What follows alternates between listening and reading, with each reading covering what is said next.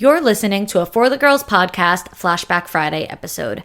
Every Friday, I reshare an older episode for new listeners who haven't heard it, or as a refresher for OG listeners who might need to hear it again as a reminder.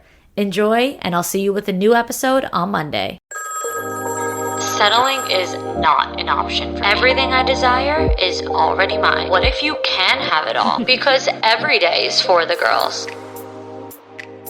Hello. Welcome back to another episode of For the Girls. I'm your host, Victoria Alario. And today we are talking about making space.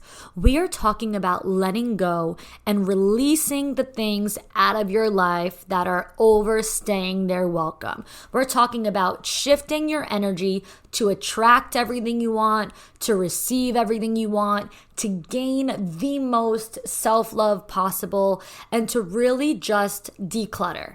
Declutter things, people, memories, negative thoughts, arguments, just de-freaking clutter.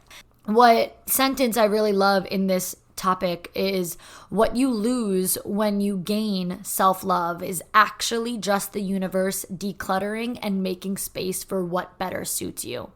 So 4 years ago, I had started working one-on-one with my own healer and intuitive coach, Janet Namaste. I have 2 podcast episodes with her. If you haven't listened, check them out.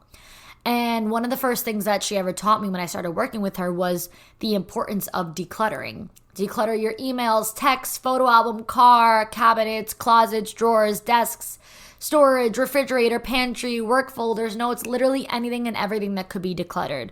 And it was the best thing I could have ever done. It felt like a new beginning. I felt very in control. I felt very aware of myself and my belongings. And since then, I've just made a very natural habit in my life of decluttering, no less important than brushing my teeth in the morning. I mean, I was just telling my coaching clients when we were talking about this the other day, my phone storage got full, which was crazy because I never have full phone storage because I'm always decluttering, texts, emails, pictures, whatever. I'm always doing that. And so what I did, I went into my WhatsApp. Sorry, I couldn't think of the word. I went into my WhatsApp, and what I did with WhatsApp was I deleted every chat that I was in except for the absolute main ones that I use.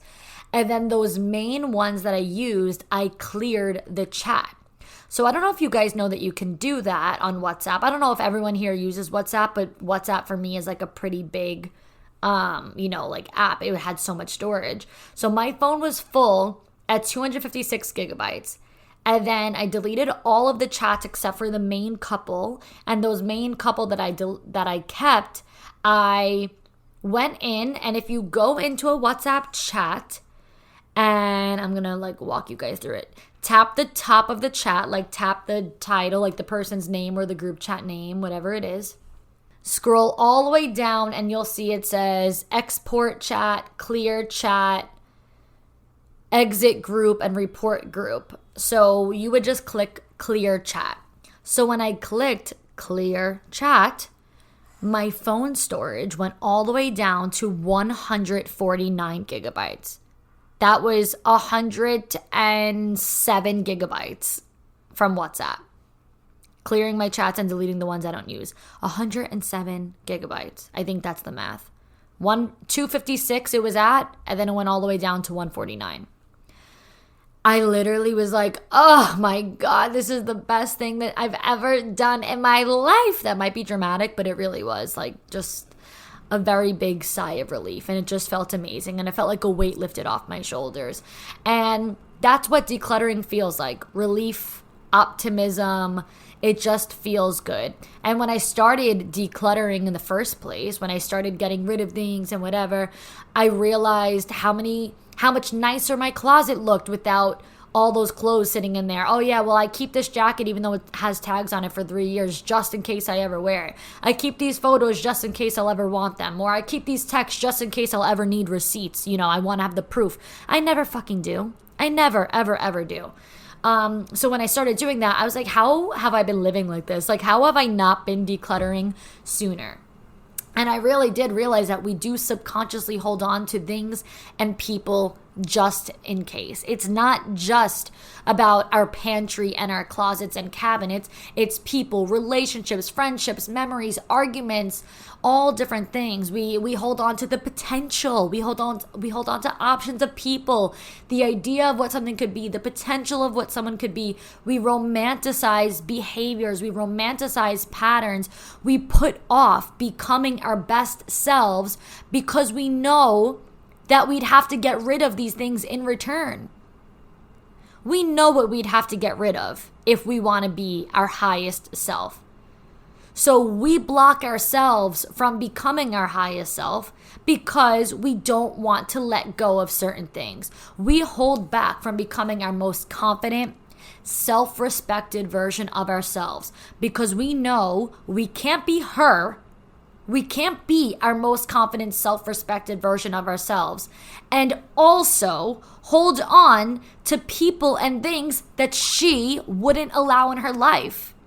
If she wouldn't accept it in her life, then how come we keep holding on to it? Why do we keep making that blockage? Our 2.0 self would not hold space for clutter. We have to hold ourselves accountable for the lives that we want for ourselves. We are solely responsible for our true happiness, our peace, and our confidence. No one, and I mean no one, can make us our most divine selves. Some people may bring us happiness. Some people may even be our peace. And yes, some people might unleash our confidence and really bring out the confident side in us. But what's most important is how permanent those attributes are when we're alone, or when those people are no longer there for us or are no longer able to support us. What happens if the person who brings us happiness, or the person who brings us peace, or the person who makes us confident, what happens if they're gone? And we relied on them to be happy, to be at peace, and to feel confident. Now all of a sudden, we are not any of those things. It is our job to remain these things. We must take our job serious. We must allow the universe to make space for what better suits us. If a partner cheats, let him go. If a friend gaslights you, let her go. If someone makes you feel like you are beneath them, rise above them and remove them. Release, bless, and release. If you are faced with a situation that doesn't serve you for the greater good, let it go. Bless and release. If anyone or anything holds you back from being your happiest, most peaceful, most confident and divine self, declutter them from your life. I know it is easy to hold others responsible for the things that we don't want to feel. I know that it's really easy to say, they make me feel insecure. They make me feel unwanted. They make me feel invalidated. It's easy to put the blame on them. I'm sad, I'm hurt, and I'm confused because of them. But it's only possible for the actions or words of people to make us feel this way if we don't have our self-love or self-esteem rooted deep enough. Okay? So we have to take our job so seriously in being so firm in, like I said, our happiness, our peace, our confidence, our self-love, our self-esteem, our self-respect, that even the worst people, they can't actually make us feel insecure, unwanted, invalidated, sad, hurt, confused. They can try. They can try to hurt you. They can try to upset you. They can try to invalidate you. They can try to dull your shine and make you feel insecure. But the only reason why you would actually feel it is if you're not confident enough or deeply rooted enough in your self-love or your self-esteem. So you want to get to a place where you are unshakable. You want to get to a place where you cannot be thrown off course by someone else's actions or someone else's words because your roots are deep enough and strong enough. Do you understand what I'm saying?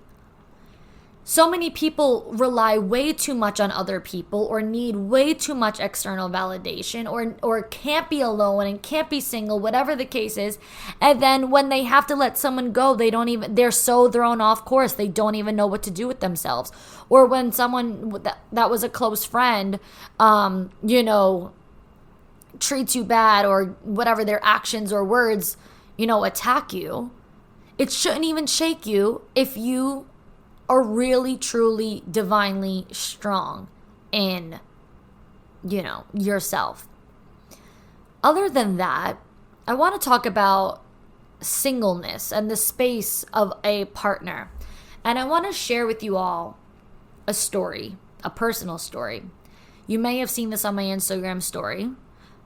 I'm going to read it to you straight as if straight typed off my story. So this was on September 28th. So this was a couple weeks ago. And I'm going to read it to you, like I said, from the story. But then after I read it, I'm going to talk about it in real time right now from what the experience was like. So just bear with me. So September 28th, 9:05 a.m.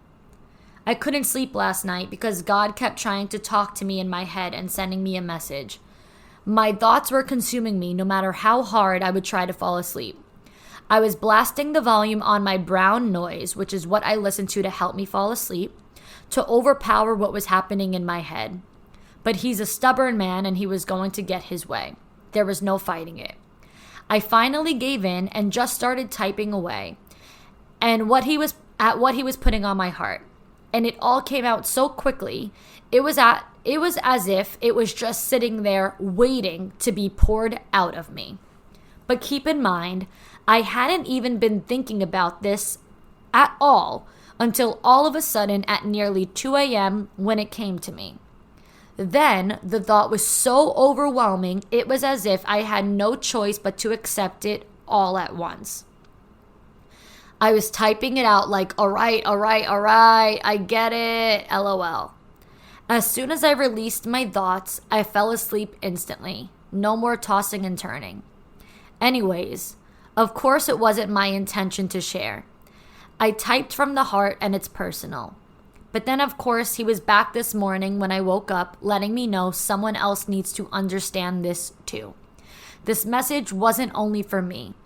So I think he came to me last night not only to talk to me, but also to talk through me to others in hopes that I would help someone else who needs it. So please don't judge. I just feel really called to share what was on my heart for whoever might resonate today. So I said that at 9:05 a.m. and these are the things that I typed out at 1:48 a.m. So technically that same day. It was the night before, September 27th, but it was after midnight. So it was September 28th at 1:48 a.m. I typed this. It's actually crazy how the power of prayer or manifestation or whatever spiritual guide you choose is. When I was younger, I didn't understand that we can literally ask God or the universe for whatever we want and we will receive it. When someone or something exciting would enter my life, I'd always let my expectations precede the reality, and I would fixate on what something could be or could turn into. I lived for the potential. Now, whenever I'm presented with a situation that might have potential to be something relevant or important in my life, I ask God to remove it quickly if it's not for me. God, please don't let me see the potential. Show me what it is in black and white. Don't let me romanticize situations and place expectations on them before seeing it at face value. I find more and more that he removes people and situations from my life just as quickly as they enter. They come and then they go. I get one step closer and then 2 steps back. One might get angry over this, but I believe in abundance, and I refuse to see it that way from a scarcity mindset. One might develop trust issues because of this and tell themselves they can't rely on anyone because people always leave, or they can't put their faith in something to work out because nothing ever lasts. But my prayers keep getting answered so quickly and prove that he is so scarily present, So much so that my faith has no choice but to keep growing. And so every time something doesn't work out, I have no choice but to thank God for removing what isn't for me and making space in my life so I can rely on someone who is for me. And I can put my faith in something to work out, because when it is for me, it will last. God, I appreciate all the work you are doing for me. It might not make sense to others, but it makes complete sense to me. I trust why you are keeping this space open. Please continue to keep this space open until it can be completely and faithfully fulfilled. Please never fill up this space with a body, only for it to still have void in the soul. Okay, now, I know that was a lot. And you might not be religious, but that's why I started off that note even saying that, because I honestly just typed from the heart out of nowhere at nearly 2 a.m. And it's funny that I did type it as if people were going to read it, because I would have normally just addressed only God. But you see how I started it? I said, it's funny how, or it's crazy how powerful God or the universe or whatever your spiritual guide is. But I didn't intend on anyone to ever read this or hear this. I just typed it as God called on me to type it.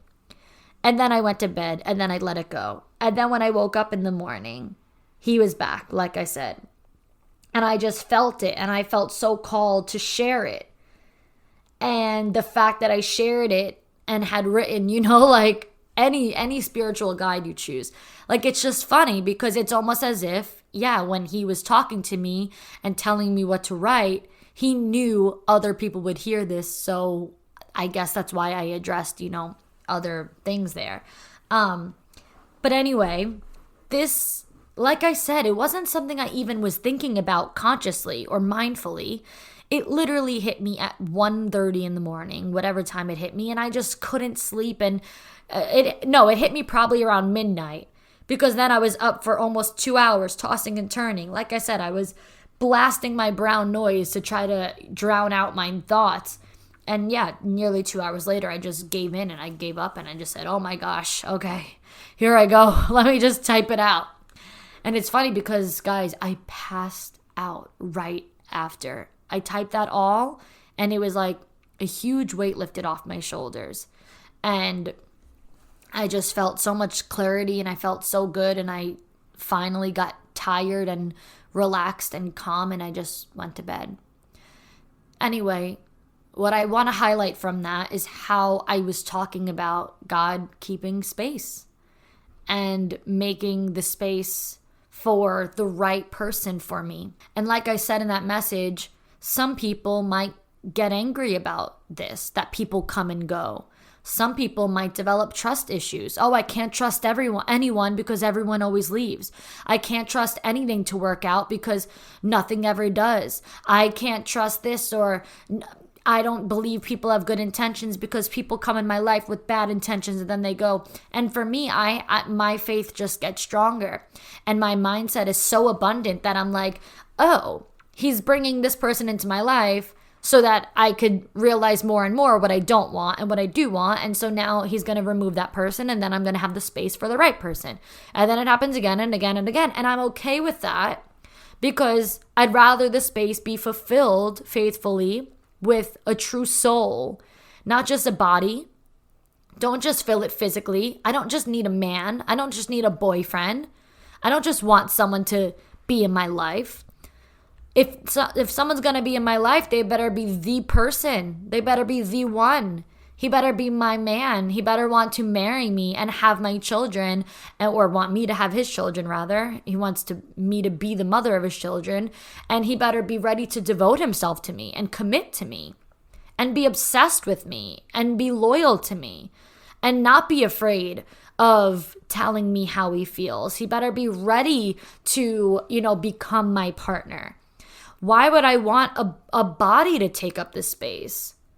I've had plenty of bodies, physical people there taking up the space, wasting the space. And when I've romanticized things in the past, it was hard to let them go. I think about an ex that was just the worst. And in that moment, I didn't even think he was that bad because we had fun together and he was funny and he was attractive and he was cool and people liked him and we had a good friendship and whatever. And then when I looked back on it, after I finally gained clarity and unromanticized my thoughts, I'm like, he was the worst. Thank God I've let this go. Thank God I came to this realization. Because if I didn't come to this realization, it would be impossible for me to remove that blockage and let better people in. I would be holding on to the potential of someone or the thought of someone. And luckily, I was able to finally declutter those thoughts and those feelings. And then, better people came into my life and better things came into my life. And, letting go just gives you power. You become a much more powerful person in your confidence and self-love and self-respect when you gain that clarity, when you unromanticize those thoughts. But you're never going to unromanticize thoughts. You're never going to gain clarity. You're never going to feel powerful until you really let go of the things you don't need in your life. Girls, we gotta talk. I know you're sick of settling for the bare minimum. I know you crave more in life. So imagine if you had the tools to stop settling and start raising your standards and start getting everything you want. How would life be different if you developed undeniable confidence?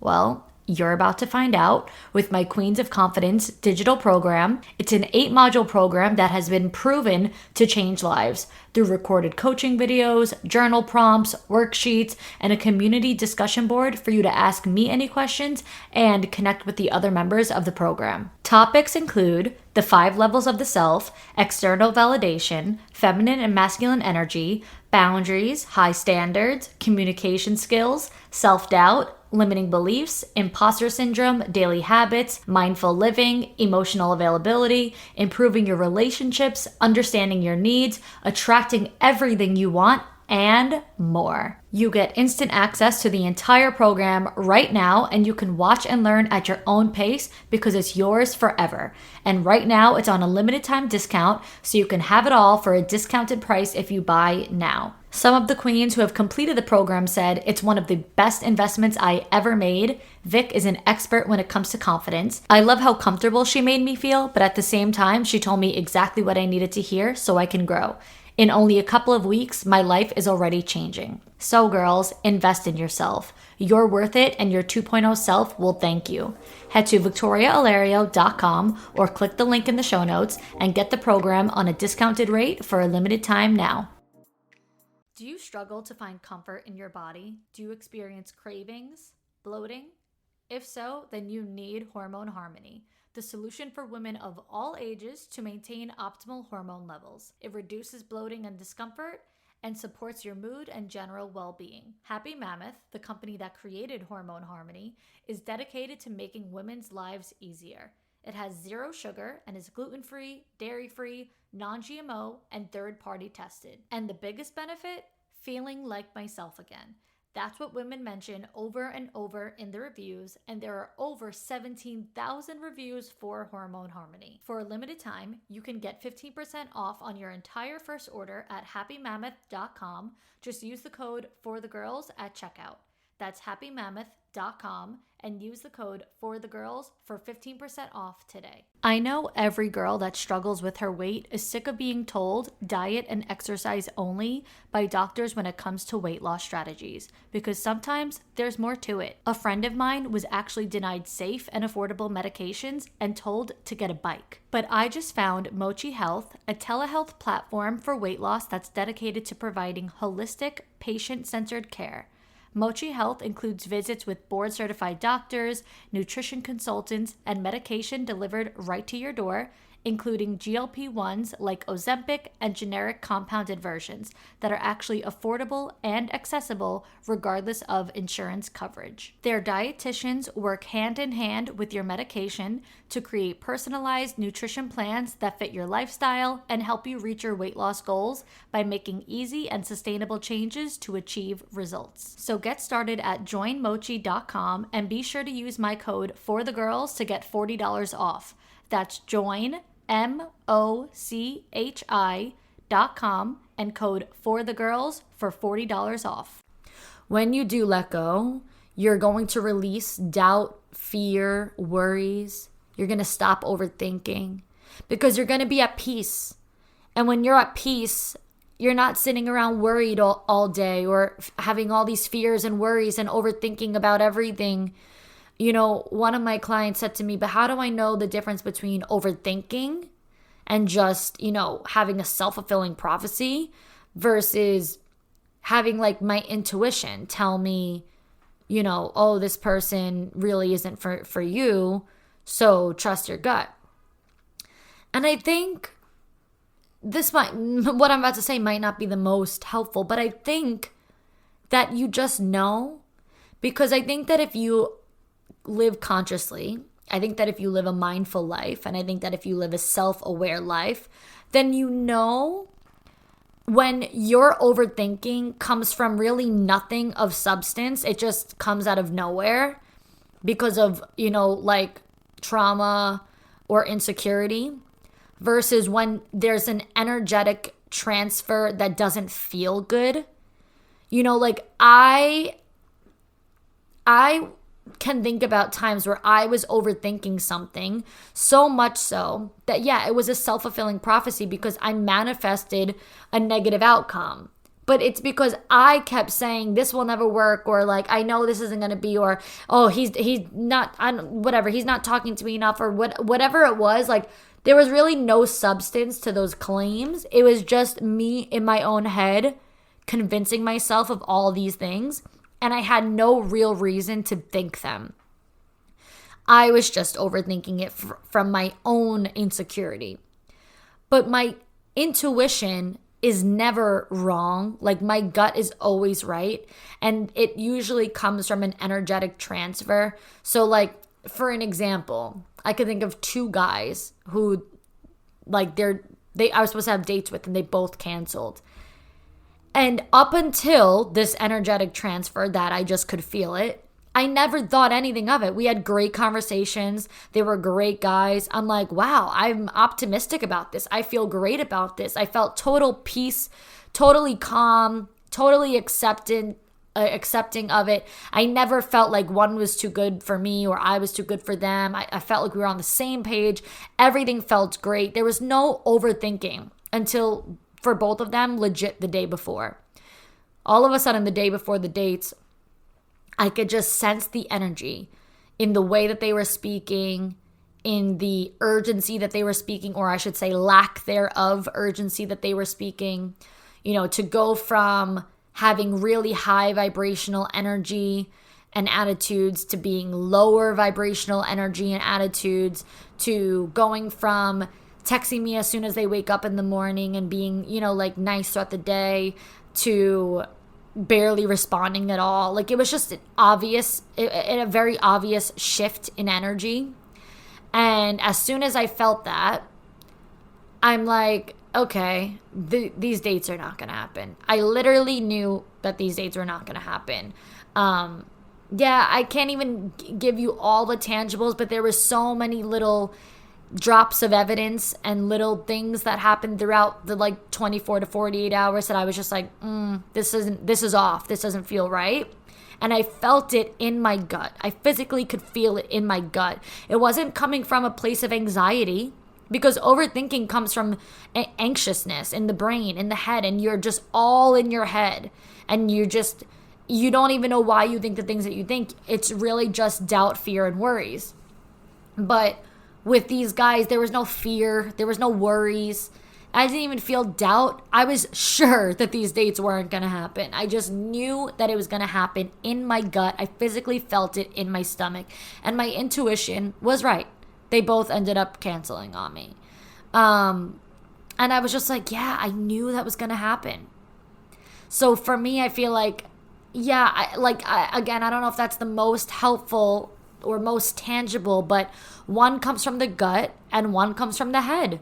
One comes from a place of anxiety and fear, and the other comes from a place of just acceptance and energetic frequencies and self-awareness and social awareness and just saying, yeah, this is off. This is off. But yeah, other than that, I mean, letting go in general just feels calm, and it feels like internal healing, and it feels like I've finally removed blockages that disrupt my divine happiness. And I just feel good. Like there's no, like I just, when I've really let things go, things just don't bother me as much. I don't have to give, a certain response or reaction the way I used to. I think that's a big thing about internal healing and true acceptance. Like, I was thinking the other day about how, a while ago I was on reality TV. And obviously when you're on reality TV, they edit the shit out of things. And everything is not exactly what it was. And I was 22 years old. This was 5 years ago. And I wasn't at true internal healing or true true acceptance.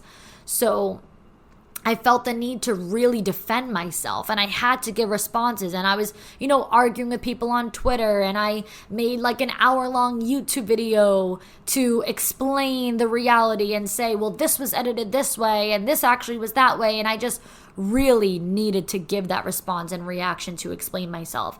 And now, I mean, I think of how many times now I have had people say the wrong thing or judge me or, lie about me or whatever. And I'm just like, and so what? So what? I don't clear up rumors about me. I don't clear up misjudgment about me. Do you ever see that meme that's like, I don't clear up rumors anymore. If y'all say I smoke crack, then sure, I smoke crack. That's literally me. If you guys say I smoke crack, sure, I do. You're right. Honestly. Say it again. You're 100% correct. And there's the other one that's like, I don't care what you heard about me. You could go hear it again for all I care. That's another one that came up in my head just now. Anyway, yeah, it's just like shit I would never do now. I would never feel the need to explain myself, defend myself, all of that. And so, yeah, letting go just really feels like that. Releasing doubt, fear, and worries. Stopping overthinking. Removing blockages that disrupt divine happiness. Internal healing. True acceptance. Peace, calmness, quiet reactions, quiet responses, or silent, completely silent, not even quiet, silent. It feels like clarity. It feels like unromanticizing your thoughts, and it feels fucking powerful. So be okay with there being empty spaces for a little bit when you have to let things go, when you have to let people go. You might look at the closet and say, oh my God, now my closet's empty. I got rid of all those clothes. It's fine. Much more beautiful clothes are on their way. You might look at your inbox and say, oh my God, now I have no text. It's fine. Better conversations are on their way. You might look to the side of you at a wedding and see, that your seat is empty. The seat next to you is empty and everyone else has a date and you're watching your friends get married and you might say, oh my God, I have no date. I have no partner. It's fine. A better partner is on their way than you've ever had before. So let go, remove the blockages, and shift your energy to actually bring in and attract the things you want. Because what we don't realize is that we get in our own way. And for me, over the past few years, I've really gotten out of my own way.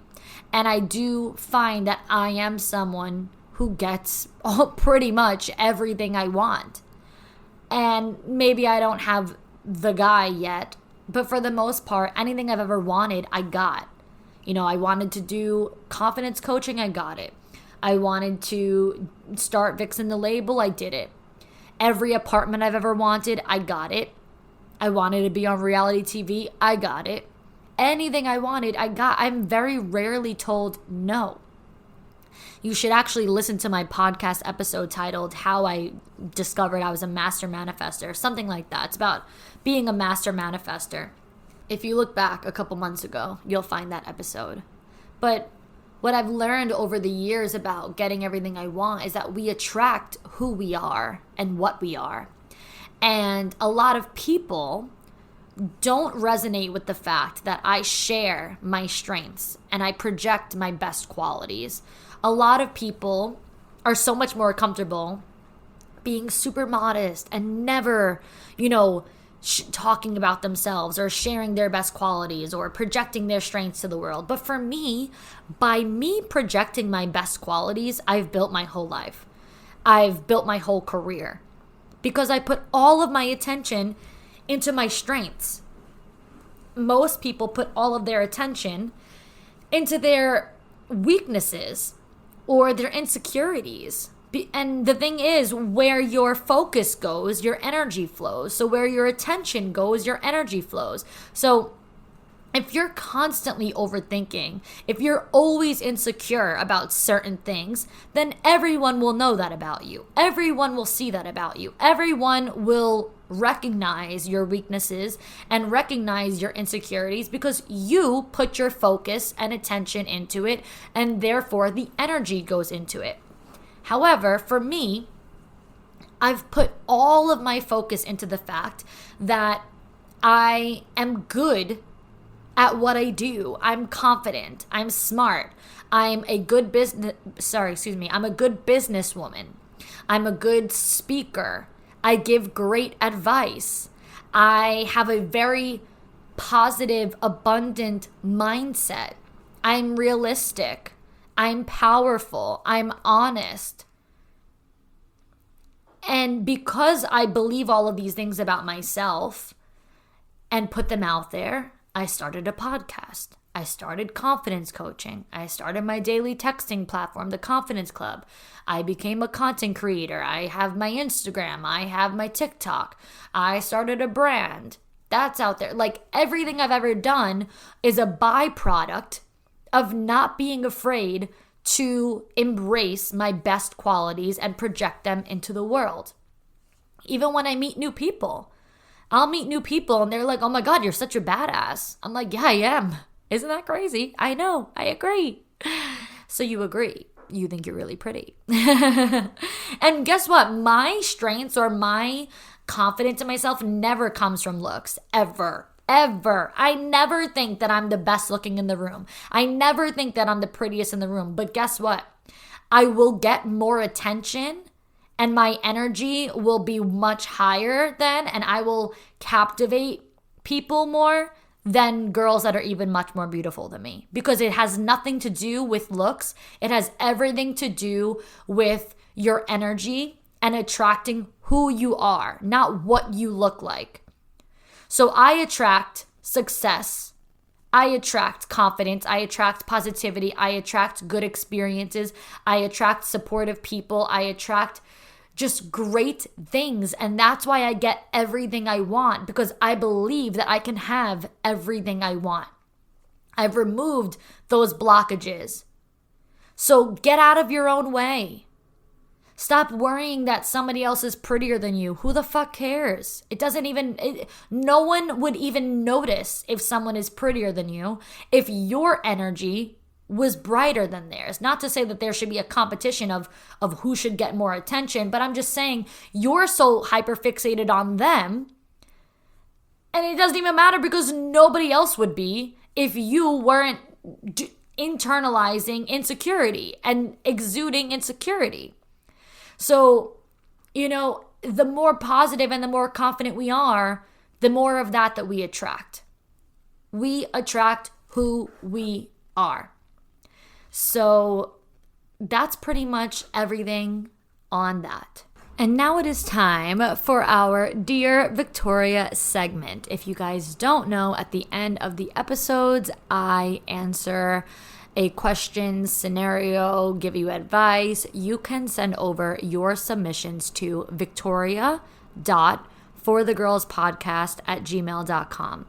Now, I will say I do have a lot of submissions, but some of them are so long, I just can't use them. I'm sorry, guys. Like, I can't have you send me a submission of a 9-year-long timeline, storyline of your relationship, and then, oh, and now this happened and that. It's just too much. I know some of you guys use it as your little, like, therapy vent session just to let it all out, but I can't possibly use something so long on the podcast. So I mainly focus on the ones that are shorter, sweeter, and straight to the point. Let's get into this one. So, Dear Victoria, help a sister out. First, I want to say I love your podcast. Your energy and advice is always so spot on and is always something I need to hear at that moment, either if it's good or bad. Oh, thank you. So I guess I am in what you would call a situationship. I've been seeing this guy for 4 months now. At first, it was just kind of a hookup thing. We would only hit each other up on the weekends after a night out. Kinky. We have mutual friends, so since the beginning, it's been something that had to be private. Here recently, I think that was a typo. Okay, recently I was in a car wreck and wasn't able to walk for 2 weeks. He then took it upon himself to come over to my house for those 2 weeks and help take care of me. He asked before, of course, but he took care of my dog, cleaned my house, cooked dinner, kept me company, helped me getting in and out of bed, literally anything I needed. Not to mention, the first week, he called out of work the whole week so I wasn't alone. And of course, this made my feelings for him grow more. Just the effort he put in that he didn't have to showed me a lot. So my question to you is this something I should be getting excited about? I don't want to think too far ahead of myself or get my hopes up just to be let down. I really do like him, but I don't want to waste time or energy if it doesn't go anywhere. And also, this whole keeping it private thing is my first time doing, and is that a red flag? Sorry, that was typed a little weird. This is my first time being private, basically. Is that a red flag? Part of me feels like things have been going so good because it's been private. I've never talked to or seen anyone, and it not be for people to know. Okay, you might still be on some drugs from your car accident there because I can't figure out your last few sentences, but whatever. Give me a cold hard opinion. My feels will not be hurt, so be as blunt as you want. Thank you for the permission to do that, because sometimes I don't ask for permission and then I hurt people's feelings, and you've just made me realize that I should probably start getting permission from people to be blunt. All right. Now, I don't think that there's too much to be blunt about, though. I'm not going to sit here and be like, girl, you're an idiot. He doesn't like you. Clearly, to some degree, he likes you. Obviously, right? Because even if he doesn't want that serious of a public relationship right now, clearly he has feelings for you, because nobody would be taking care of you, taking off a whole week from work to clean your house and, keep after you, whatever, when something happens. You have friends who could have done that for you, So clearly he wanted to be the one to make you feel good. And I think that that is a big deal, but I wouldn't necessarily get excited over it if he hasn't told you specifically that this means something more. So I think in this case, it's all about communication. And I would say, listen, this gives me mixed signals now, because we're in this private situationship hookup thing that is supposed to be just that, but at the same time, we're playing house and you're playing pretend boyfriend, and that doesn't feel good because it confuses me. It feels good to have you here, and I like you, and my feelings for you are growing, but if they shouldn't be, then that's a pretty shitty thing to really just give me such mixed signals like that. So what does this mean? Is this something that we, are progressing in? Or did you just want to do that for me, even with no intentions of evolving this relationship? What are your intentions here, and what do you want? And I'm not going to put expectations on you because you never told me that this means anything more, but I just need to understand what this is all about. And obviously, I don't know your age. I don't know your dynamic. I don't know his age, but sometimes guys really do fuck with you like that. And it would be a shame if he did turn around and be like, no, you know what this is. Don't get all worked up over it. Like, I've told you this is private. I've told you we're just hooking up. Like, that happens where guys do things or know how they're making you feel and then turn around and act like you're crazy for getting your hopes up. And it's like, well, I'd say it's pretty normal for me to think that you care about me, considering you just took care of me for a week.